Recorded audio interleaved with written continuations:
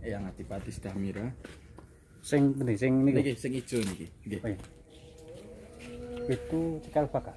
Nggih. Cikal Bukan cikal bakal sing itu. Itu telur yang ke-9 tadi dari Pak Kebono. Nah, itu maruna itu zaman dulu harganya itu 6 juta. Zaman dulu. Zaman dulu. Nah, kalau sekarang enggak ada. Tahun berapa? Tahun berapa ya? Udah lama banget, Mas. Kayak yang cikal bakal yang ini yang Sukorejo. Yang pertama dikubur di sini. Ya. Dulu kan itu tuh tabib. Yang tabib ini atau yang ini? Oh, yang putih ini. Yang kiri ini. Iya. Ini dulu itu tabib. Jadi, namanya siapa, Mas? Eyang Sukorejo. Yang pertama kali? Iya, pertama kali dia kan istilahnya abdi paling setia sama ini kan nggih. Nggih, niki putih niki. Nah, paling setia jadinya dia minta untuk dikubur di sini pertama, akhirnya dikabulkan. Oh, yang ini? Kalau yang ini Raden Purnomo. Ini juga masih satu saudara di sini. Kalau yang ini perempuan semua, ini selir-selir semua, Mas. Iya. Ya Mas, ceritanya gimana sih kok dulu bekas keraton malah jadikan makam ini? Ya, dulu kan setelah ada pemberontakan itu, Sunan Kuning itu kan sudah berhasil diduduki sama Sunan Kuning itu. Nah, setelah diduduki kan dulu rajanya ke Ponorogo. Nah, udah terus diambil lagi, dia menang. Nah, kalau menurut orang dulu itu kalau sudah diduduki sama musuh itu udah ternoda katanya. Jadi makanya dijadikan untuk kuburan. Akhirnya dia babat alas ke Solo sana jadi Surakarta di Ningrat. Kalau menikah sini? Menikah itu nggih kaping selir, tapi dulu ceritanya ini sama sebelahnya situ. Dulu itu mau menikah, tapi nggak ada izin. Akhirnya sampai mati di tembok ini. Ini sama sebelahnya ini ada, iya. Tapi kalau namanya belum di ya. Namanya tidak tahu. Iya, soalnya nggak ada namanya itu, baru kemarin diteliti juga sama Badan Arkeologi. Nanti kalau udah lagi dicat ulang. Oh, ini yang sudah merah. Ini tuh berapa, Mas? Ini dulu cagak buat nyonggo ya, kelihatan gitu. Dulu sih kan sini kayak bangunan gitu. Yang masih jadi misteri juga kan tempat-tempatnya itu loh. Tempatnya ini umpamanya ini yang mana, ini bagian mana, sini itu masih belum ada.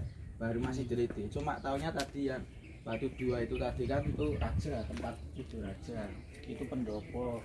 Itu si Jinggir.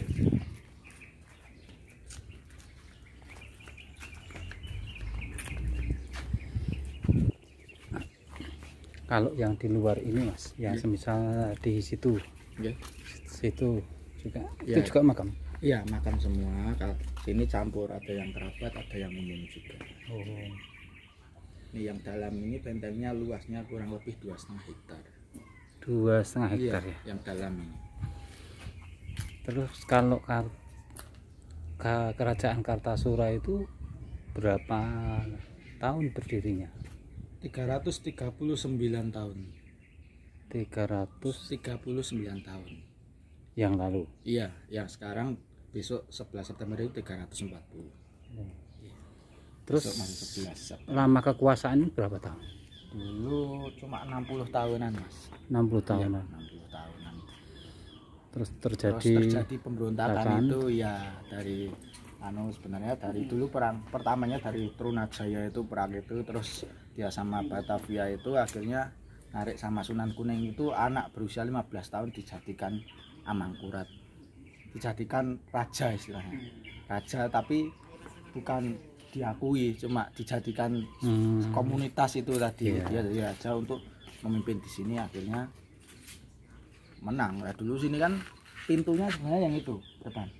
Kalau yang belakang tadi kan dijebol dulu, buat lari dah. Yang lari pertama itu yang udah dikepung sama pasukan Sunan Kuning tadi, sudah dikepung akhirnya ketusuk pada mati. Ya, rajanya keluarnya lewat timur ke Ponorogo. Ceritanya seperti itu. Terus lari ke Ponorogo. Iya. Terus ke Ponorogo, kembali lagi. Iya, kembali lagi merebut. Sini akhirnya menang. Setelah itu babat alas lagi ke sana, ke Solo. Iya. Solo itu yang Mangkunegaran atau yang Baluar? Keraton Surakarta Ningrat, yang Baluarti itu. Oh, yang Baluarti. Nah, setelah di situ akhirnya pecah lagi jadi Mangkunegaran sama Jogja.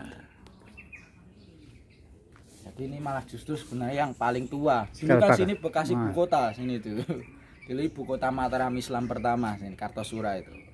Coba Mataram itu udah pindah ibu kota sampai 4 kali. Indonesia baru mau sekali pindah itu belum kelakon. Betapa kayanya dulu kerajaan Mataram. Berarti dari Kartosura pindah ke dulu pertama itu di Jogja dulu. Di Jogja. Kota Gede itu dulu pertama. Itu di situ terus ke Pleret terus ke sini habis itu ke Surakarta. Oh iya, jadi 4 kali. Iya.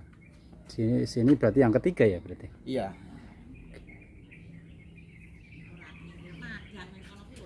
Kalau cerita dari raja itu yang paling berkesan apa kalau Kartasura itu? Dari Kartasura. Selain peninggalan, terus cerita pusaka dan sebagainya itu gimana? Yang paling berkesan di keraton ini ya. Iya. Yang paling berkesan di keraton ini ya Geger Pacinan itu Mas. Lubang itu kan perang besar dulu yang paling berkesan di sini. Dulu sini pendoponya itu pendopo terbesar di Indonesia Mas. Sekarang dipindah di Mangkunegaran itu. Itu dulu pendoponya Kartasura ini. Oh. Dulu gitu. Itu kan pendopo terbesar di Indonesia sampai sekarang.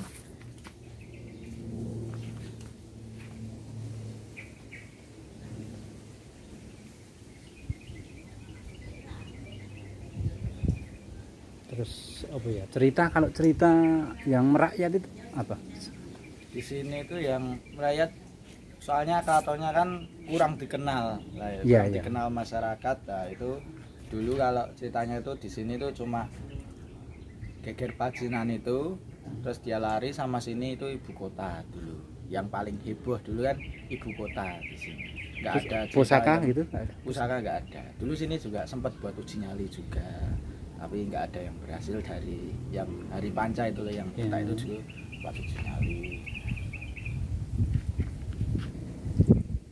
Terus sekarang untuk kegiatan sekarang Kartasura itu yang di keraton sini ya, sebelum Covid itu kegiatannya itu kalau biasanya malam Jumat Kliwon itu ada acara hadroh juga. Oh gitu. Iya hadroh. Terus yang kedua itu setiap minggu kedua dan keempat itu ada kawula dari Keraton Surakarta Pokoso itu di sini berkumpul merembuk budaya.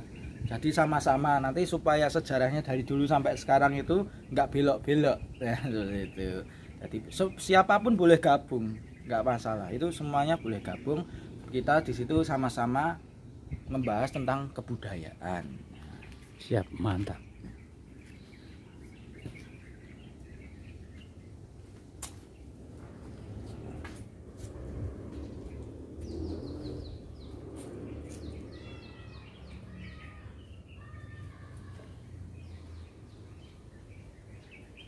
Mas lah untuk keturunan raja yang dari Cikal Bakal itu sampai sekarang masih ada nggak? Untuk di sini itu adanya cucu sama putra sama anak. Itu di sini kuburannya. Nanti kuburannya ke situ ya. Maksudku yang masih hidup kan. Generasi keberapa gitu kan? Ya itu generasinya kan sekarang udah ke Keraton Solo semua. Nanti kalau mau tanya soal nama generasi nanti ke sana saja. Nanti di perpustakaan semua dijelaskan generasi siapa saja yang masih hidup, siapa yang enggak. Kalau yang di sini tinggal yang sudah dimakamkan saja. Ini di samping tembok ini nanti ya mau lihat itu nanti anak-anak PB3 ada, PB5 ada, sama cucu ini samping tembok.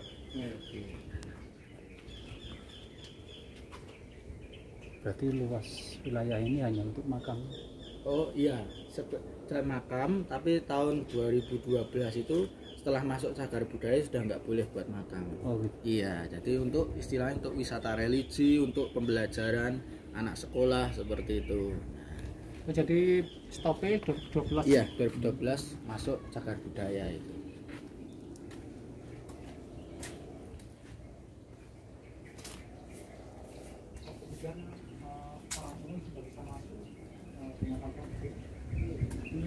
Dulu itu campuran. Dulu itu ini memang makamnya.